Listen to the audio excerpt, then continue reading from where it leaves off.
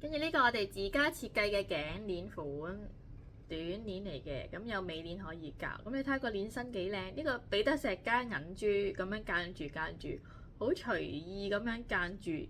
但係呢一個款呢，嗰個比例呢，其實真係要校得好足，咁你睇落去先至會靚嘅。如果唔係太多銀或者太少銀呢，都唔靚嘅呢個款。咁我用咗一個彼得石呢，咁佢會有一個類似大地色通嘅顏色啦。